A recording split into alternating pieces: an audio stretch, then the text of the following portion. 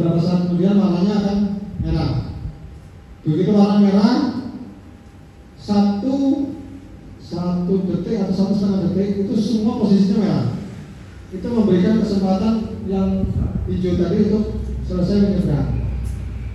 Nah, beberapa detik setelah itu warna simpang kaki lengan yang lain warnanya menjadi hijau, maka yang lain harus jalan. Namun demikian, ketika kendaraan yang tadi warna merah tadi yang menyeberang simpang itu belum selesai, masih ada di dalam kotak, maka yang hijau itu belum boleh jalan. Ketentuannya seperti itu sebenarnya. Tapi karena kita mungkin sosialisasinya kurang, nah ini kok nggak jalan-jalan, nah kita main klakson. Ini pada sana yang tadi belum habis. Sementara dari yang belum habis tadi, merah juga, misalnya belum hijau belum jalan, tak bablas saya. Itu fenomena yang terjadi di wilayah kita. Artinya apakah penonton kita yang kurang? Memang kami juga menyadari dari kami sendiri, unsur kami sendiri itu masih banyak yang bertahan mengenai yellow box ini. Ya. Tidak ada ketentuan tilangnya. Tilangnya berlaku terhadap lampu. Melanggar lampu merah itu pelanggaran. Ada di undang-undangnya. Tapi marka kuningnya tidak ada ketentuan tilangnya di situ. Hanya penertiban. Sekiranya masih berada di kotak merah itu, maka yang posisi hijau belum boleh jalan sebelum dia melintasi kotak kuning. Sebelum itu gambarannya. Oke, makasih ya Mas. Ya seperti ini gambarannya, rekayasanya. Oke, saya kira itu dari saya, lebih dan kurangnya mohon maaf. Intinya yang perlu kami sampaikan adalah terlepas dari pengaruh narkoba tadi, bahwasanya keselamatan berlalu lintas kita itu sebenarnya tergantung dari empati kita. Empati itu kepedulian kita terhadap orang lain, pengendara lain dan sebagainya. Kemudian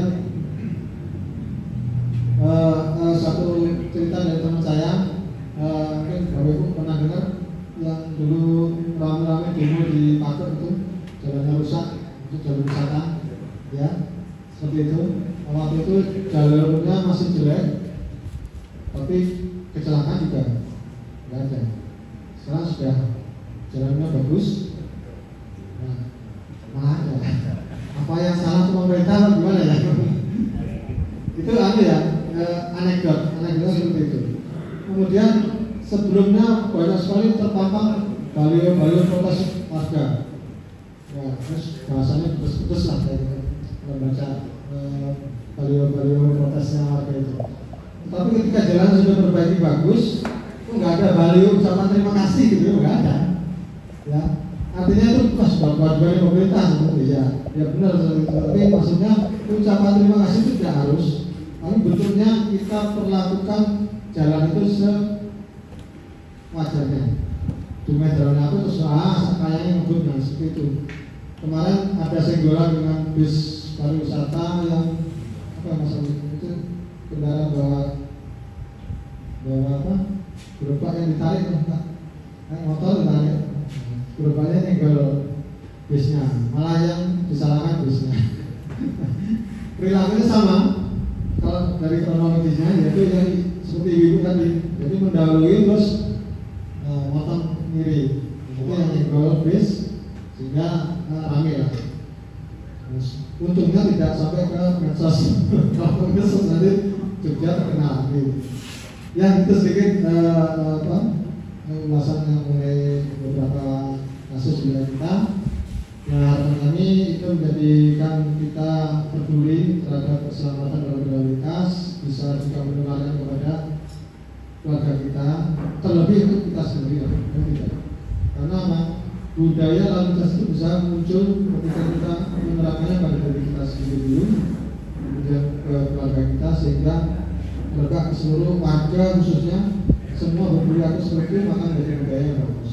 Harapan kami budaya lalu lintas kita adalah budaya yang istimewa yang tidak terpengaruh dengan pelanggaran-pelanggaran yang dilakukan oleh beberapa orang yang kami sampaikan di alam ini. Itu dari kami. Kurangnya maaf. Assalamualaikum warahmatullahi wabarakatuh. Waalaikumsalam warahmatullahi wabarakatuh. Kita beri aplaus Bapak dan Bu kepada Bapak Kepala Pengendalian Operasional Lalu Lintas Daerah Istimewa Yogyakarta, Bapak Lazulati. Terima kasih Bapak. mohon izin barangkali nanti diteruskan dulu dengan jasa saja ya Bapak ya, baru nanti kita buka tanya jawab. Namun sebelum itu Bapak dan Ibu mohon izin kami sedikit merangkum apa yang Bapak Azwardi sampaikan, bahwa kecelakaan lalu lintas faktor utamanya diawali dari perilaku atau ketidaktertiban dari pengendaranya itu sendiri gitu ya.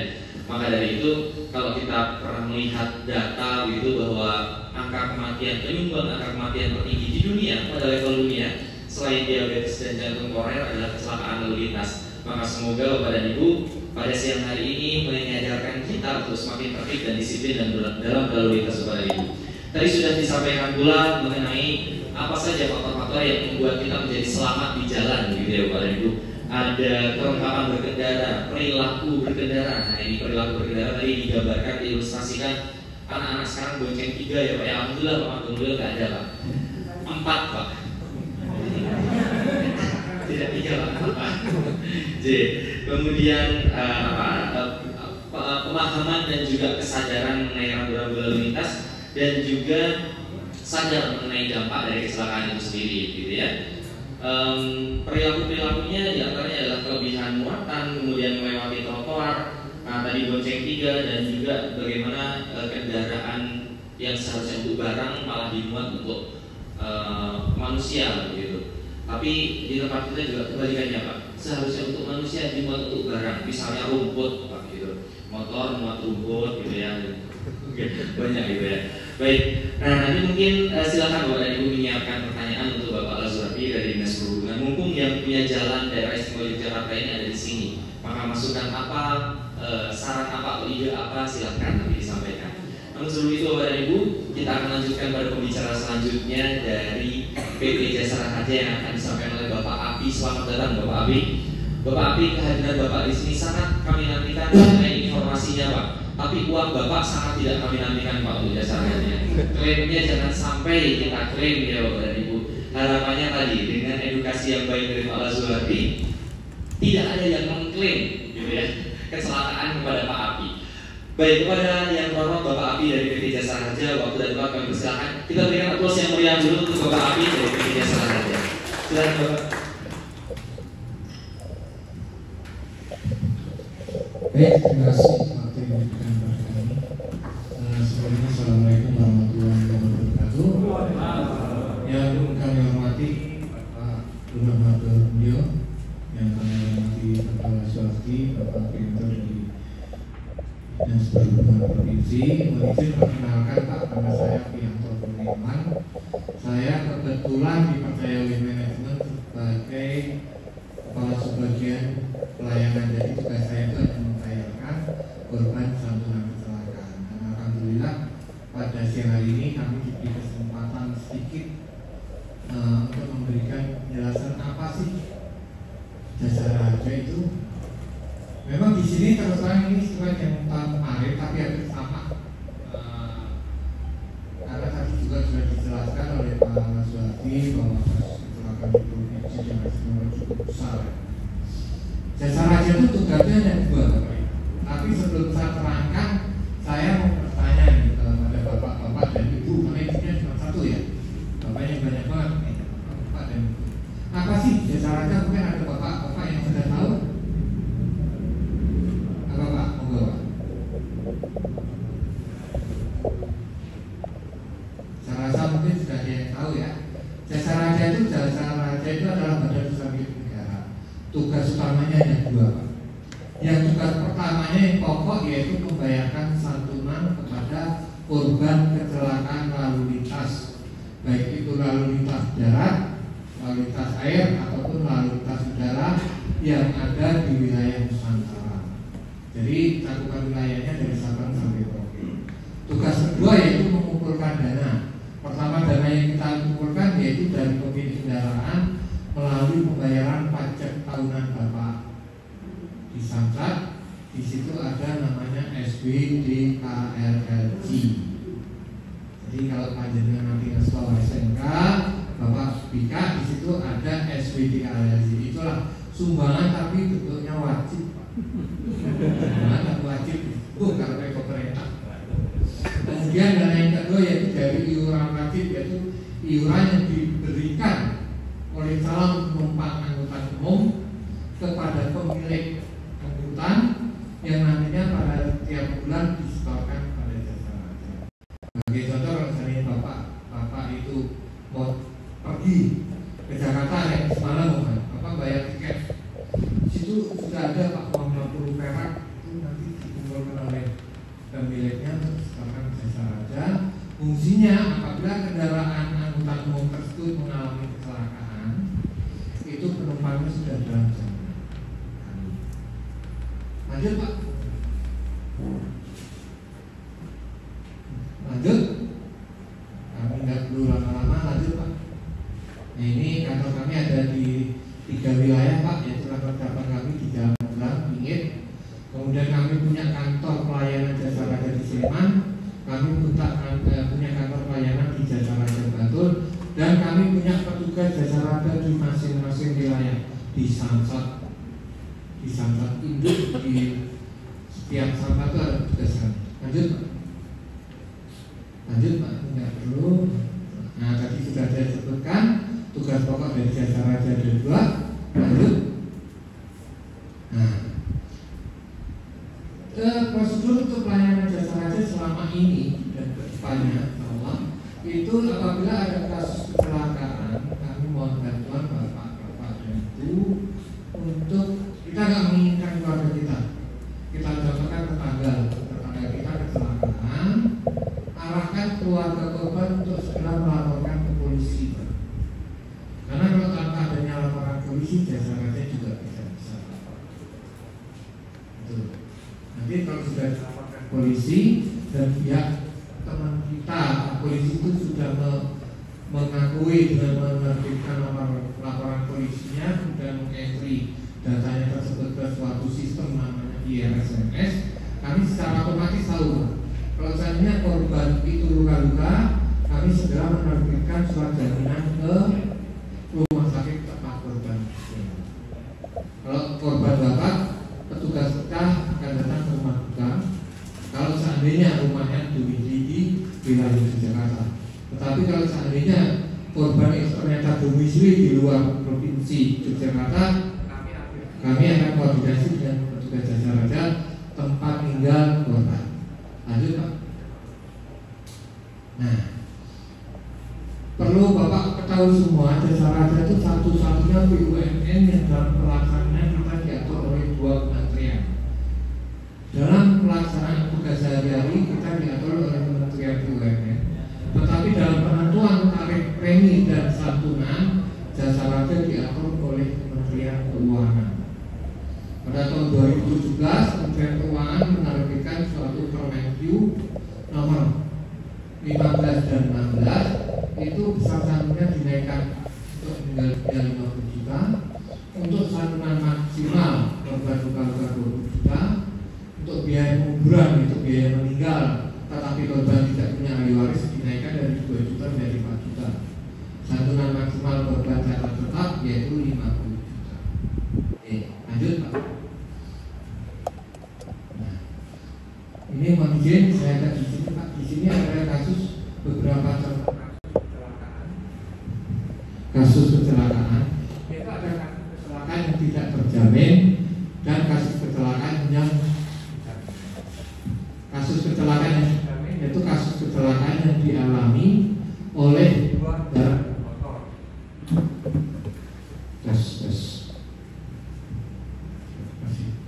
Kemudian kasus yang di luar jaminan yaitu kasus kecelakaan tunggal yang dialami oleh kecelakaan kendaraan pribadi. Tapi kalau kecelakaan tunggal dialami oleh angkutan umum itu dalam jaminan jasa.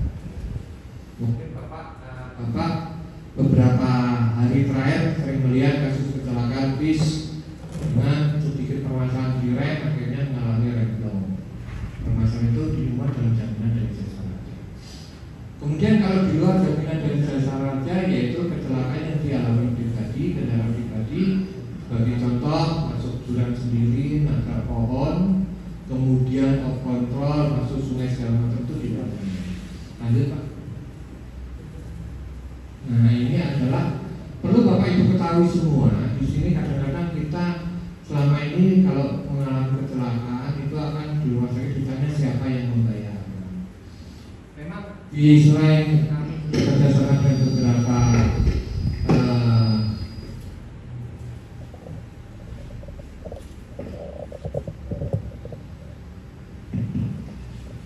selain itu jasa raja juga sudah bersama dengan penjamin asuransi lain, Pak.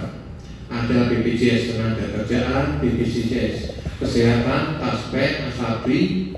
Kita sudah bekerjasama. Jadi apabila kasus kecelakaan dialami seseorang, dia mempunyai jaminan asuransi lain, itu penjamin pertama tetap jasa raja. Kemudian apabila perawatan itu plafon jasa raja sudah habis, maksimal 20 juta dan korban itu masih harus mendapatkan perawatan, itu baru dari teman-teman jika ini lainnya. Lanjut, Pak. Lanjut. Saya tadi sudah saya sampaikan, ini adalah prosedur untuk korban luka-luka. Dari saat ini di kantor kami di Jasa Raja itu tidak ada tamu datang, Pak. Tidak ada tamu datang. Kami kerjasama dengan rumah sakit. Jadi kalau ada korban kecelakaan dibawa ke rumah sakit, keluarga korban lapor ke Pak Polisi sudah menerbitkan laporan polisi, tadi saya sampaikan, itu secara otomatis Jasa Raja akan memberikan surat jaminan kepada rumah sakit. Nanti kalau seandainya dalam perawatan 3-4 hari korban itu belum sampai 20 juta, ibu dan korban sudah diizinkan oleh dokter pulang, korban langsung pulang. Nanti yang nanti itu dari rumah sakit ke Jasa Raja. Jadi kita mengusahakan tidak ada korban atau keluarga korban yang berhubungan dengan kami di kantor. Jadi semua sudah sistem digital sekarang, Pak. Lanjut, Pak.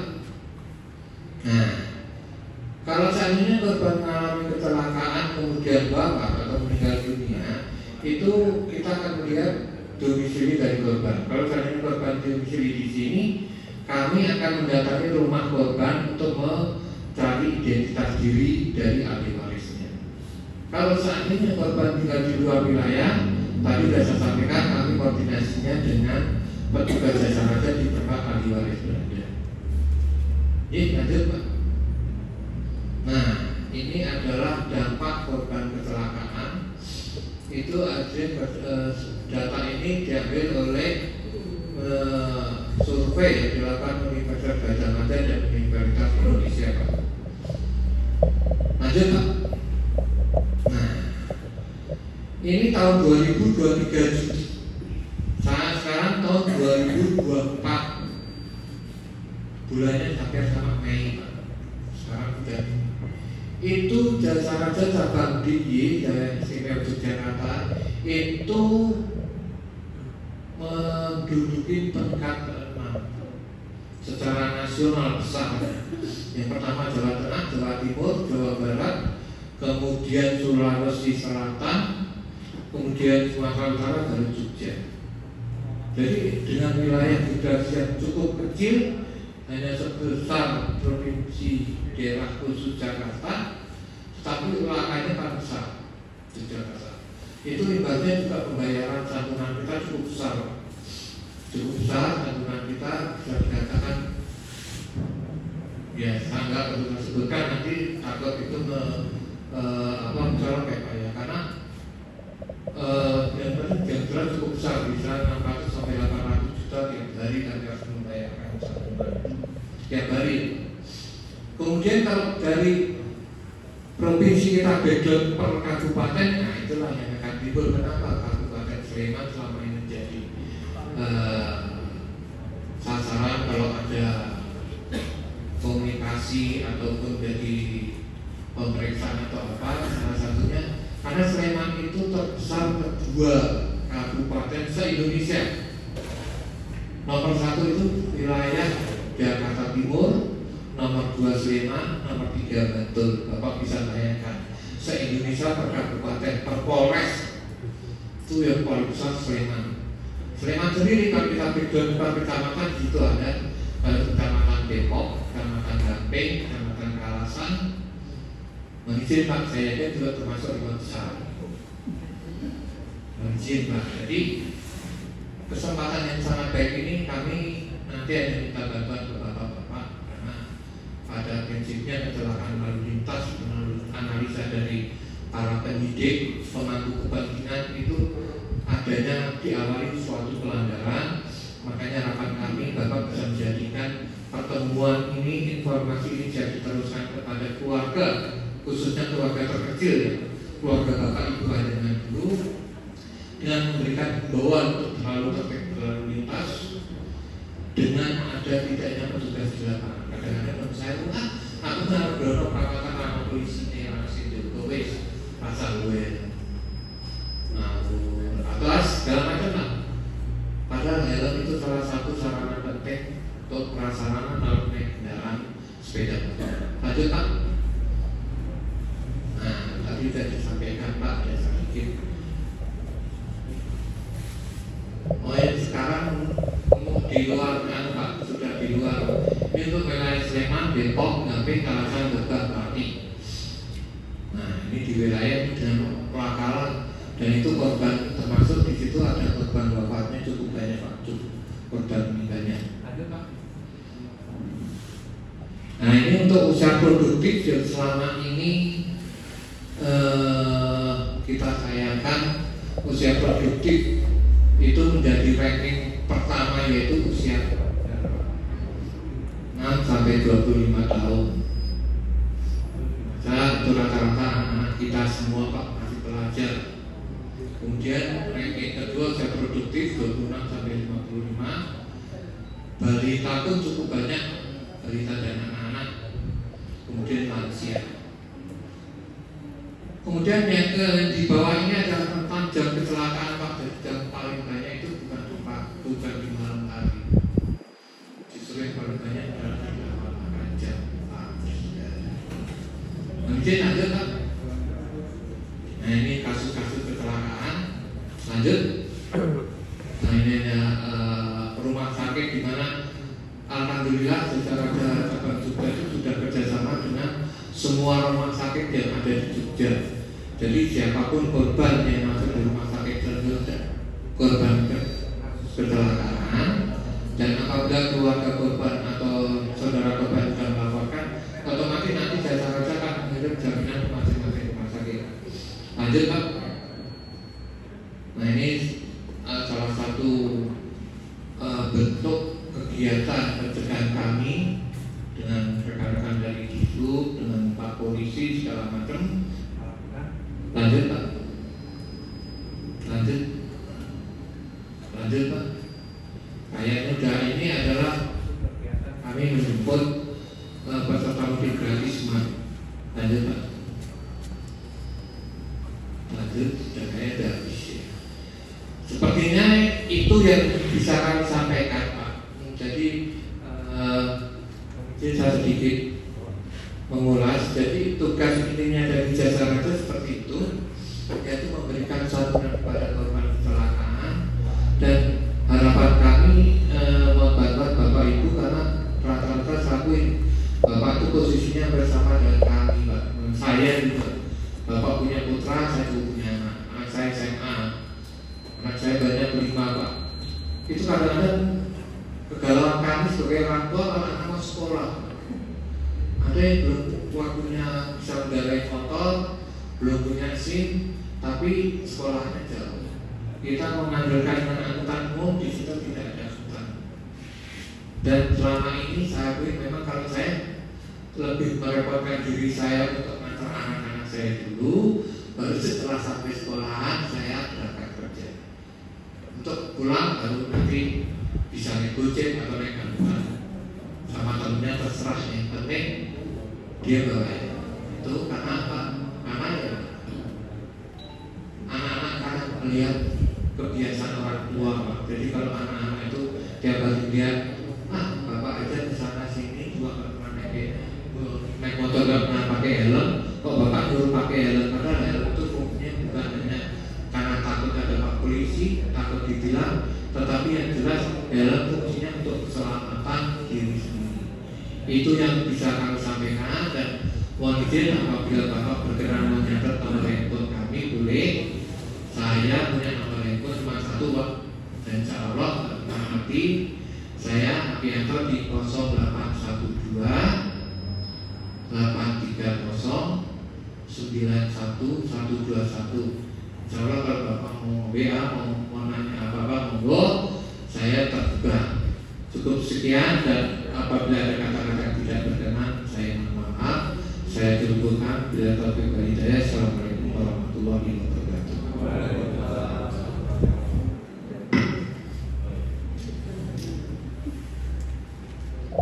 Baik, kita berikan aplaus yang meriah sekali lagi untuk Bapak dari PT Jasa Raja selaku Kasubag Pelayanan ya. Baik, mohon izin Pak Api, sedikit kami rangkum apa yang sudah Bapak sampaikan. Enggak apa-apa Pak, di depan. Nanti kita akan tanya jawab bersama Bapak dan Pak Surati. Baik, sedikit Bapak dan Ibu bahwa yang pertama tugas Jasa Raja adalah membayarkan santunan ya, dan juga mengumpulkan dana dari pajak tahunan yang Bapak Ibu bayarkan ketika perpanjang tahunan maupun 5 tahunan barangkali Pak Ibu gitu ya. Nah, maka silahkan bayar pajak Bapak dan Ibu kendaraannya ya. Lalu untuk klaim Jasa Raja itu sendiri harus ada laporan polisi, jadi bukan langsung datang ke Jasa Raja, tapi step pertama adalah harus ada laporan polisi dulu. Lalu Bapak dan Ibu, barangkali siapa yang menginginkan 50 juta Bapak dan Ibu? Ada tapinya, tapi betul, ada tapinya. Baru kali ini ya, 50 juta siapa ditawarkan tapi ada tapinya sehingga pada menolak gitu ya. Meninggal dunia atau cacat tetap begitu ya. Kemudian yang perlu menjadi catatan ada tadi kecelakaan tunggal dengan kendaraan pribadi memang kemudian tidak bisa diklaimkan Jasa Raja Bapak dan Ibu. Tapi bukan berarti kemudian Bapak dan Ibu harus mencari lawan di jalan ya supaya bisa klaim, tidak gitu ya. Intinya berarti kita harus tetap menjaga keselamatan Bapak dan Ibu.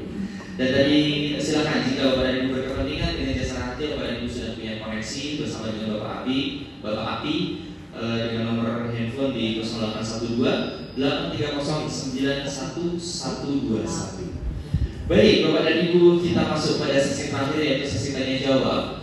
Barangkali untuk pertama di pertanyaan pertama ini kita bisa buka 2 penanya terlebih dahulu gitu ya. Silahkan jika Bapak dan Ibu ada yang ingin dikonsultasikan dan ingin ditanyakan berkaitan dengan Dinas Perhubungan lalu lintas ya dan angkutan jalan, barangkali karena Bapak dan Ibu juga ada yang memiliki usaha angkutan dan sebagainya barangkali, dan juga berkaitan dengan klaim terhadap Jasa Raja. Dipersilakan Bapak dan Ibu, silakan jika ada pertanyaan. Baik, Bapak pertama.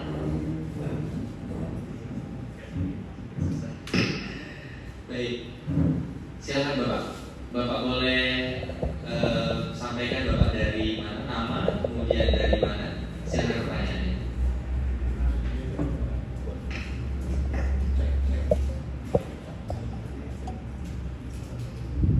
Terima kasih. Nama saya Supranoto, saya dari Padukuhan 2. Yang ingin saya tanyakan cuma sepele Pak. Tadi disampaikan bahwa kecelakaan tunggal tidak bisa klaim asuransi Jasa Raja. Nah, yang ingin saya tanyakan berkaitan dengan itu, andai kata seseorang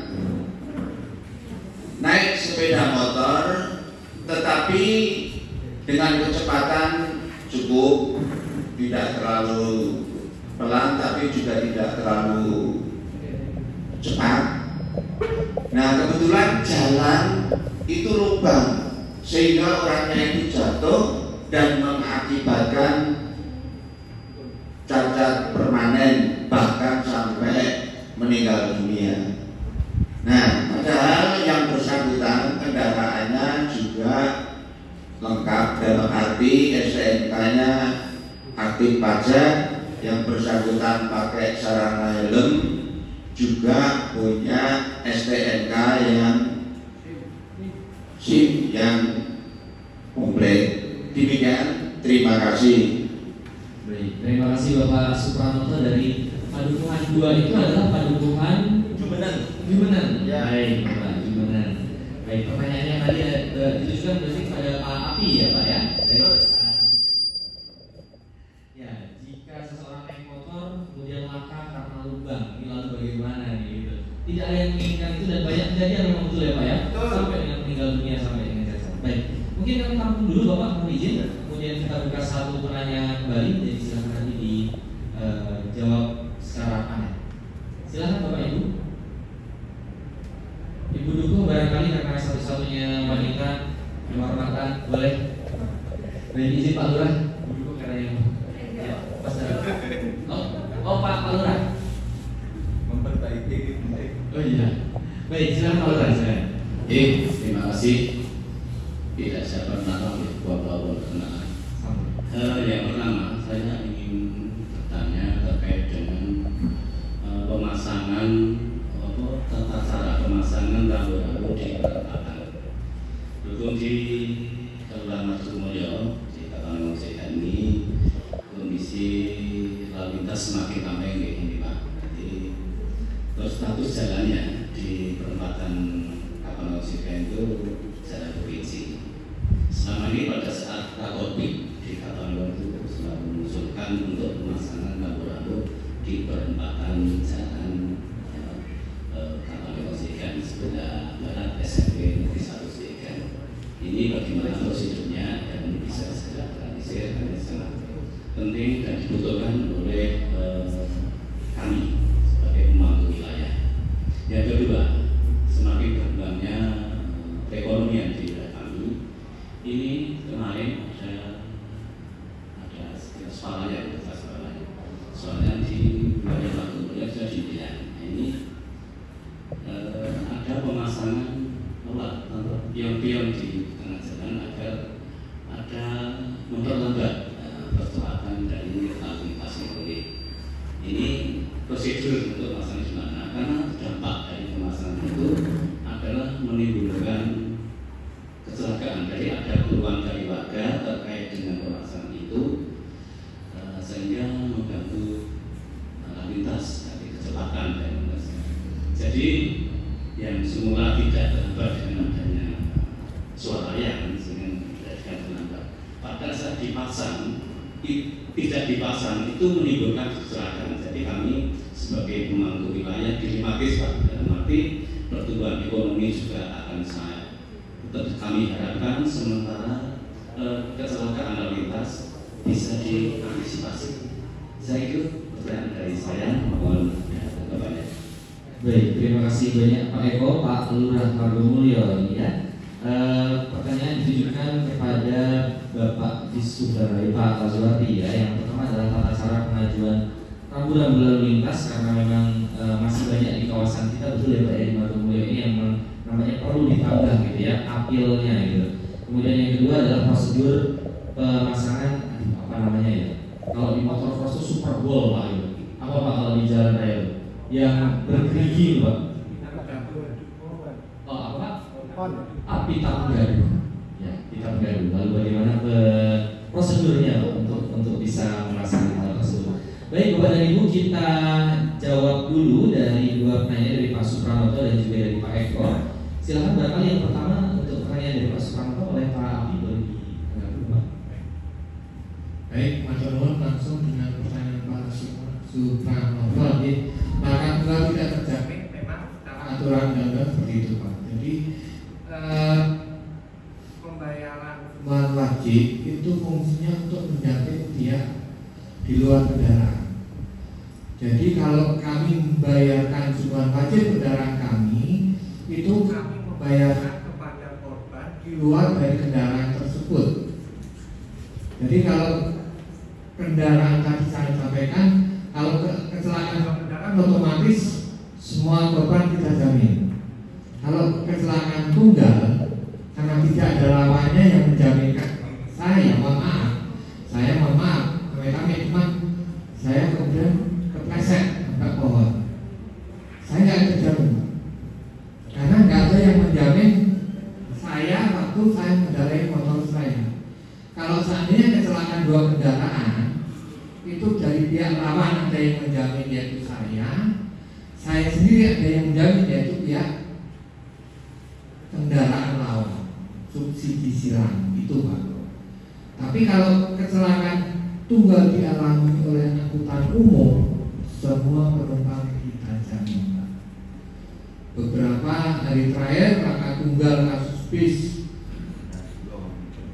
ya bentuk atau bermasalah dengan pengereman itu. Jadi di kami itu ya Bapak Supranoto, jadi kasus kecelakaan tunggal karena itu pernah Pak kami alami, keluarga kami 5 orang wafat satu mobil, ponakan saya nyetir capek masuk ke udah kejadian udah lama 5 orang Pak wafat dan kita nggak tahu. Jadi nabrak pohon terus masuk jurang. Kalau kasus kecelakaan dialami oleh angkutan umum walaupun itu dalam posisi dia itu mau tabrakan atau tunggal atau masuk apapun kasusnya, tetapi dialami oleh alat angkutan itu sendiri. Demikian nih Pak Ji. Mungkin pertanyaan saudara.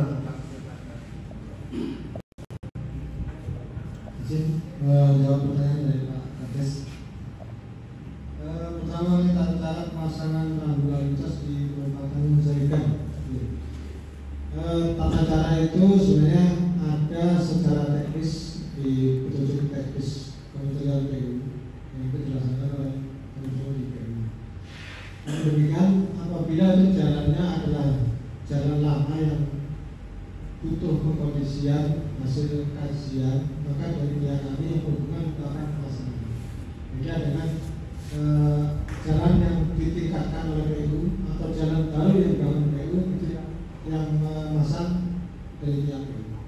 Tapi jumlahnya sama Pak. Petunjukan kita mengacu dari Perdana Menteri PU itu ada. Mengenai situasi di perempatan saya nggak paham seperti apa. Nanti mungkin setelah ini kami tinjau lokasi barangkali bisa kami sampaikan masukan ke dalam forum lalu lintas. Memang kita ada forum itu Pak yang amanat undang-undang lalu lintas terdiri dari unsur perencanaan, unsur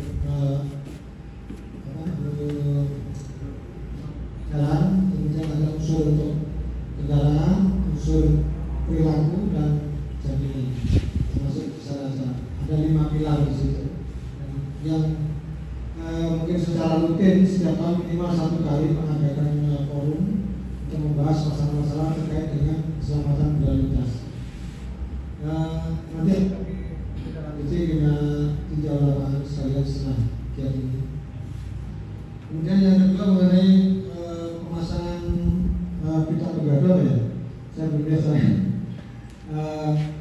Ada 2 macam, 2 jenis alat dari kecepatan itu. Pertama itu pita pegado. Pita pegado itu kurang lebih teksturnya sama dengan marka, hanya lebih tinggi sedikit. Kemudian ada yang namanya pita pegado yang itu dibuat bentuk gundukan dengan lebar tertentu sehingga tidak langsung milik, tidak. Tapi ada lebar tertentu dengan jarak tertentu untuk yang kedua. Tapi juga ada yang namanya istilahnya roham atau apa ya, bukan hanya satu dengan lebar dan tinggi tertentu. Seperti yang kita lihat di lembah UGM itu namanya roham, artinya jalan yang dikondisikan. Beda dengan yang speed bump. Speed bump bahasa Arab ya. Speed bump itu adalah alat yang dipasang di jalan. Biasanya bahannya dari bahan karet keras ya, atau plastik atau fiber yang keras, pasang di bawah di jalan namanya speed bump untuk mengurangi kecepatan. Fungsinya sama dengan pita pegado, cuma agak lebih duduk dan dipasang minimal 2 di jalan tertentu dengan tingkat kepadatan lalu lintas maupun pertimbangan dari friksi samping aktivitas di kiri kanannya seperti kegiatan komersil, swalayan apa tadi disebutkan memang di kondisi seperti itu. Cuma titik pemasangannya tidak semata-mata langsung dipasang sebenarnya Pak. Ada forum tertentu secara teknis dan sebelumnya ada semacam kajian kecil atau survei analisis layaknya menggunakan speed bump atau karotam atau pita pegado. Setelah melakukan pilihan itu, tim itu adalah menentukan itu bisa dikondisikan juga dilihat kontur jalannya. Kalau misalnya kontur jalannya miring, apa perlu dipasang seperti ini, apa perlu dipasang seperti ini. Kemudian itu jalannya berupa tikungan, dipasangnya di berapa meter sebelumnya, seperti itu. Dan itu biasanya ada pemberitahuan kepada wilayah setempat, biasanya ya paling tidak dari desa diberikan sudah pemberitahuan ada hal-hal yang sifatnya baru. Tapi bagus lagi kalau ada timnya itu mengajak dari unsur kelurahan untuk berperan dalam penanganan teknisnya untuk lokasi tersebut. Tapi kalau memang sekiranya ini dikeluhkan karena setelah dipasang kok malah banyak kecelakaan, tentunya pertimbangannya adalah justru itu untuk mengurangi adanya kecelakaan. Maksudnya adalah seperti itu. Tapi kok malah ironis kecelakaan malah terjadi setelah ada itu. Maka yang perlu menjadi catatan di pihak kami khususnya dan teman-teman jajaran terkait untuk melakukan evaluasi apakah kita sosialisasinya kurang, ataukah perlu tambahan papan informasi, ataukah memang kondisi jalan itu belum saatnya dipasang begitu. Harus ada evaluasi. Dan kalau berkenan bisa jadi dari unsur kelurahan bisa memberikan sifatnya pemberitaan atau koreksi Pak kepada pemerintah daerah. Dalam hal ini karena jalannya misalnya jalan provinsi, sampaikan ke dinas PU atau dinas perhubungan untuk dilakukan kajian kembali. Bisa Pak. Jadi tidak harus menunggu dari kami ke sana, tapi justru malah lebih cepat kalau dari unsur wilayah setempat memberikan usulan untuk dilakukan kajian dan sebagainya atau evaluasi. Saya tidak bisa menjawab secara meyakinkan atau memastikan. Itu saran dari kami yang bisa kami sampaikan karena kami sendiri belum lihat situasi kondisi di lokasi ini. Saya kira itu. Mungkin ada tambahan dari Pak Amin.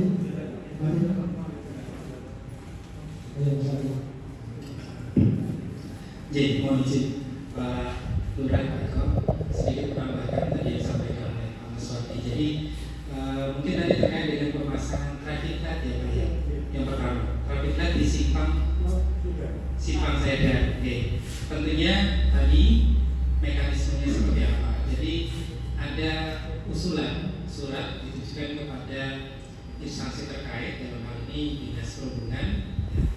Dan kita lihat itu ruas jalan apa? Apakah provinsi atau kabupaten? Kabupaten ya. Berarti kalau kabupaten nanti bisa ke Disub Kabupaten Sleman. Kemudian tapi tentunya sebelum adanya pemasangan nanti ada mekanisme seperti yang disampaikan Pak Maswati tadi, ada forum lalu lintas yang akan mengkaji bahwa simpang ini kira-kira potensinya seperti apa. Terkadang dengan adanya traffic light itu bukan malah mengatur lalu lintas, tapi malah membuat semrawut, contohnya seperti itu. Atau malah dipasang traffic light itu malah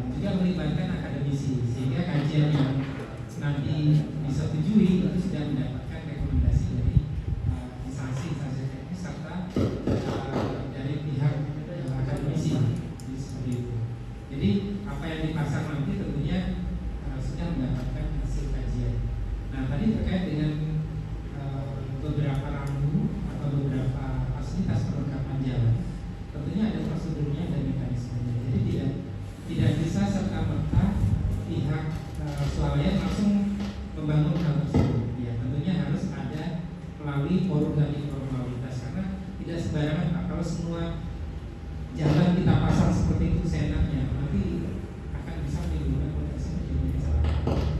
Seperti contoh, mungkin Bapak pernah lihat Pinta Pengadu ya, yang di depan Youth Center ya, itu dulu menjadikan masalah karena memang terhambat pergerakan laju kendaraan, tetapi juga bisa menimbulkan kecelakaan. Jadi pernah terjadi keluhan masyarakat ada yang jatuh pada saat melintasi ruas jalan tersebut.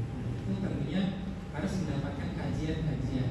Jadi sebelum dipasang secara permanen nanti mungkin akan dikaji dulu, mungkin akan dicoba beberapa waktu, kemudian nanti setelah semua mendapat respon positif, baru nanti akan dipermanenkan. Sama juga dengan U-turn, dengan penutupan U-turn, dengan penutupan kemarin ada isu yang menarik, separator itu akan dibuka gitu ya. Itu sebenarnya tidak demikian. Jadi Bapak dan teman sekalian mungkin mendengar berita itu langsung dibuka, ditutup aja sering terjadi kecelakaan, itu lagi dibuka gitu ya. Karena dengan adanya separator itu jelas kita bisa melihat, bisa memprioritaskan mana kendaraan yang di jalur cepat, mana yang di jalur lambat. Nah, jadi sebenarnya itu tidak dibuka, tapi akan dikaji, malah akan ditutup beberapa U-turn yang berpotensi terjadinya kecelakaan. Mungkin kalau U-turnnya berdekatan, ya mungkin salah satu akan ditutup. Jadi nanti di sekitar ring-road ini nanti ada beberapa U-turn dan bukaan itu yang nanti akan ditutup. Tentunya mungkin awal pakai water barrier dulu, kemudian nanti apabila sudah sesuai dengan hasil kajian yang ada baru dipermanenkan. Ya, baru dipermanenkan. Dan tentunya nanti akan menjadikan pro dan kontra. Ada masyarakat yang merasa dirugikan, ada masyarakat kita pengguna jalan yang dirugikan. Tapi ini salah satu solusi untuk tadi menekan kecelakaan, minimal menekan angka fatalitas kecelakaan. Mungkin itu sedikit yang bisa kami sampaikan untuk tambahan dari pertanyaan yang disampaikan oleh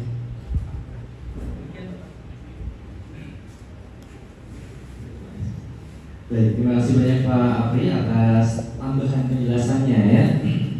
Baik, Bapak dan Ibu, tadi ada Pak Supranoto, meskipun barangkali mohon izin Bapak tidak terlalu sesuai ekspektasi Bapak, namun demikianlah jawaban dari Pak Apri dari PT Jasara Harja bahwa secara undang-undang maka laka tunggal itu tidak dijamin. Namun kalau kendaraan umum seluruh penumpangnya akan dijamin Bapak. Maka secara tidak langsung mendorong kita, ayo kita banyak menggunakan kendaraan umum gitu ya, gitu. Supaya kita nyaman juga gitu ya, tidak terlalu padat jalanan dengan kendaraan pribadi. Nah, boleh juga Bapak dari Disub Pak mungkin bisa menjadi wacana dan ini bisa dilalui oleh Trans Jogja Pak. Ya, Margo Mulyo Trans Jogja masuk Margo Mulyo Bapak. Ya, kemudian pertanyaan dari Pak Lurah sendiri, Pak Eko, tadi dijawab oleh Pak Al-Azwari bahwa ada tata cara juknisnya itu diatur di PU, di Kementerian PU berdasarkan hasil kajian gitu ya, baru bisa dipasang dilengkapi oleh Pak Apri tadi. Maka usulan surat terhadap Dinas Perhubungan Kabupaten setempat itu sesuai dengan status jalannya, baru kemudian dikaji melalui forum lalu lintas. Dan semoga nanti kita bisa mendapatkan akses Bapak untuk bisa berkomunikasi dengan forum lalu lintas, atau bagaimana caranya supaya kemudian wilayah-wilayah yang diperlukan di wilayah Margo Mulyo ini bisa kemudian menjadi prioritas barangkali Pak, atau bisa menjadi perhatian dari Dinas Perhubungan untuk bisa memenuhi setiap apelnya. Atau boleh Pak setelah ini mungkin survei sekalian Pak gitu kan. Kemudian ada swalayan Bapak sekalian mampir Pak, lama-lama misalnya ya. Ya supaya kira-kira swotnya seperti apa nih ya, urgensinya seperti apa. Baik, Pak Abi, karena mau ada yang menambahkan? Ya, baik.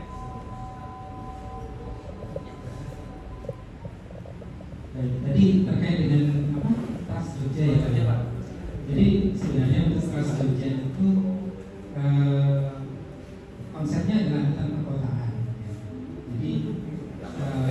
Ya, cuma di sisi lain semakin tingginya kebutuhan pelayanan sehingga angkutan prakerja ini sekarang dikembangkan. Makanya Palembang, Malioboro itu kan sebenarnya sudah kayaknya sudah bukan perkotaan lagi. Jadi maksudnya dalam satu provinsi ya, AKDP, angkutan kota dalam provinsi. Nah, apabila ada permintaan seperti dulu pernah yang apa namanya angkutan Sajogja itu yang Godean itu sebenarnya sudah hampir diambil, tidak dilayani. Tapi karena ada permintaan dari masyarakat sehingga dikembalikan. Tapi jam pelayanannya yang dikurangi. Jadi hanya melayani pada jam-jam padat. Jam-jam padat itu jam-jam pagi sama jam sore. Nah, karena apa? Karena dari hasil perhitungan yang ada memang tidak masuk secara biaya operasional kendaraan, sehingga dari sisi subsidi itu juga bisa dikatakan cukup membengkak. Nah, kemudian apabila ingin mengajukan seperti itu, mengajukan layanan, sebenarnya sah-sah saja. Kita masyarakat, kita punya kebutuhan, ya ajukan saja. Ya, nanti pemerintah yang akan mengevaluasi mana yang menjadi salah satu prioritas. Nah, salah satu prioritasnya adalah angka kecelakaan yang tinggi. Angka kecelakaan yang tinggi itu sebenarnya salah satu prioritas. Karena dengan tingginya angka kecelakaan itu akan menjadi salah satu prioritas perhatian serius dari pemerintah. Ya. Contoh di Bantul, di Jalan Serandaan, itu angka kecelakaannya pada tahun 2023 bisa dikatakan tertinggi se-DIY ya Pak Arya. Se-Indonesia itu kalau nggak salah nomor 6 untuk ruas jalan untuk Bantul. Nah, tapi tahun ini itu kembali ke Sleman. Serandaan sudah semakin turun karena pemerintah memprioritaskan sasarannya ke daerah-daerah tersebut. Karena ada beberapa titik daerah rawan kecelakaan yang menjadi fokus kita untuk kegiatan seperti ini, kegiatan sosialisasi seperti ini, kemudian melengkapi fasilitas keselamatannya di sana. Artinya saya dengan kewenangan masing-masing. Nah, kami pernah mengadakan kegiatan serupa seperti ini di Serandaan. Waktu itu di kelurahan Mulia kalau nggak salah. Yang menariknya setelah kegiatan langsung ada langsung ada kejadian yang bisa dikatakan cukup menyedihkan buat kita. Pada saat itu ada karena belum selesai kegiatan sosialisasi, perangkat desa pamitan karena mau jemput putranya, karena buru-buru akhirnya mengalami insiden kecelakaan. Jadi begitu kami selesai sosialisasi, kami langsung mengevakuasi karena harus mengalami gangguan medis yang cukup serius karena pada saat itu kaki dan tangannya patah. Jadi harus segera langsung dievakuasi. Jadi bukan kami langsung praktek, tetapi memang itu kenyataan. Artinya kembali lagi berarti pemahaman kita, kesadaran kita terkait dengan prioritas itu bisa dikatakan masih harus diedukasi lagi. Untungnya setelah sosialisasi itu pakai helm. Coba kalau tidak pakai helm mungkin fatalitas seperti ini. Ya. Tadi terkait dengan kecelakaan, saya izin menambahkan sebenarnya tidak semua kecelakaan itu juga di-cover oleh jasa raja ya Pak. Salah satunya kecelakaan tunggal itu tidak di-cover oleh jasa raja. Ada juga kecelakaan yang tidak di-cover jasa raja karena unsur pelanggaran lalu lintas ya Pak ya. Pelanggaran lalu lintas itu tidak dijamin oleh jasa raja. Jadi kalau maaf Bapak dan Ibu ada orang yang sengaja melanggar lalu lintas, contohnya ya ngeblok itu, ngeblok atau mungkin kontraflow ya, melawan arus, dia tertabrak oleh truk, itu terjadi di Jakarta, korban tidak mendapatkan santunan, Nah, cuman pemerintah ini tidak membiarkan begitu saja, tapi artinya setiap kecelakaan itu apabila yang bersangkutan tidak dijamin oleh jasa raja akan dialihkan ke BPJS. Apabila yang bersangkutan memiliki BPJS, tapi kalau nggak punya BPJS ya berarti tidak ditanggung. Tapi nilai besaran BPJS itu tidak sebesar dari jasa raja. Kalau jasa raja 20 juta untuk luka berat, 50 juta untuk yang meninggal dunia. Mungkin itu tambahan dari kami. Jadi terkait dengan fasilitas perlengkapan jalan tadi, mungkin bisa mengajukan surat ke hubungan terkait. Kemudian terkait dengan laka tunggal tadi memang tidak mendapatkan jaminan dari jasa raja, namun bisa mendapatkan dari BPJS, ya, tentunya dengan mekanisme yang ada. Nah, tadi kecelakaan karena jalan rusak ya Pak ya. Mungkin kalau itu sebenarnya lebih ke kesalahannya bisa dikatakan lebih ke pemerintah ya. Kenapa kok dibiarkan jalan itu rusak sementara ada korban? Ya itu saya tidak bisa bicara itu karena beda kewenangan Pak. Beda kewenangan sehingga nanti khawatirnya tidak sesuai yang disampaikan. Tapi di sisi lain fasilitas perlengkapan sarana dan prasarana jalan, fasilitas jalan itu menjadi tanggung jawab pemerintah. Apabila ada yang rusak, berlubang, ada yang jatuh, menimbulkan kecelakaan dan sampai korban mengalami fatalitas, ya tentunya tidak semata-mata mungkin menyalahkan pengendara, tapi juga pemerintah juga harus bertanggung jawab tentunya ya Pak ya. Harusnya. Ya harus bertanggung jawab. Nah untuk hal itu saya tidak bisa menjawab ya, karena itu ranahnya dari PU, pekerjaan umum. Kalau kami dengan fasilitas sarana dan prasarana perlengkapan jalan. Demikian kurang lebihnya, mohon maaf. Saya kembalikan ke Maria. Baik, terima kasih banyak Pak Apri atas tambahannya yang luar biasa, sangat mencerahkan dan informasi mengedukasi kita. Baik, Bapak dan Ibu, supaya tidak ngantuk boleh berikan aplaus sekali lagi Bapak dan Ibu. Bapak dan Ibu, saya pikir Bapak dan Ibu barangkali masih ada pertanyaan ya seharusnya begitu. Namun mengingat waktu Bapak yang sudah yang membatasi kita dan kita nampaknya harus segera mengakhiri kegiatan ini. Jadi mohon maaf, barangkali sesi pertanyaan tanya jawab dicukupkan ya Pak Apri dan Bapak Ibu semuanya gitu. Tapi Bapak dan Ibu jangan khawatir bahwa materi sudah kita miliki, kemudian juga kontak person juga sudah kita miliki. Jadi jika ada kepentingan apapun yang berkenaan dengan institusi-institusi Bapak-Bapak sekalian, Bapak dan Ibu boleh mengkontaknya.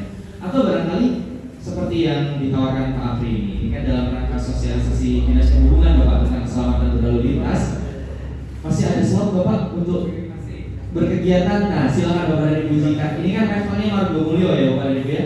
Jika barangkali di wilayah Bapak dan Ibu, di padukuhan Bapak dan Ibu menghendaki begitu ya sosialisasi yang kemudian lebih mengena lagi ke masyarakatnya, lebih meluas lagi di masyarakatnya, boleh nanti mengusulkan gitu ya kepada Pak Apri, atau boleh nanti boleh menghubungi saya, barangkali saya perantarai untuk nanti berkontak dengan Pak Apri Serang. Ini yang sudah waiting list, jingin insya Allah Pak, Pak Dukungnya langsung saya tembak langsung jingin Pak bulan depan insya Allah Pak. Dan katanya Pak Dewan tidak pelan Pak, ya, tapi nanti akan kita komunikasikan kembali Pak dengan Pak Apri. Baik Bapak dan Ibu, nampaknya kita sudah ada di ujung acara ya, dan saya secara pribadi mohon maaf sebesar-besarnya jika dalam memandu bapak-bapak narasumber ini, mulai dari Pak Kepala BNN, kemudian Bapak Azwar dari Disub, Bapak Apri dari PD Jasa Raja, banyak kekurangan, banyak hilaf kami dalam berkata-kata maupun bersikap, mohon dimaafkan yang sebesar-besarnya Bapak dan Ibu. Dan akhir kata, semoga kampanye keselamatan berlalu lintas dan juga edukasi mengenai pencegahan dan juga pemberantasan narkoba kita siang hari ini mampu memberikan kebermanfaatan untuk warga Margomulyo khususnya Bapak dan Ibu. Amin ya. Baik, sekian dari saya. Terima kasih banyak atas kehadiran dan partisipasinya. Wassalamualaikum warahmatullahi wabarakatuh. Ya, acara kami kembalikan kepada Bapak Tumiran selaku MC. Terima kasih.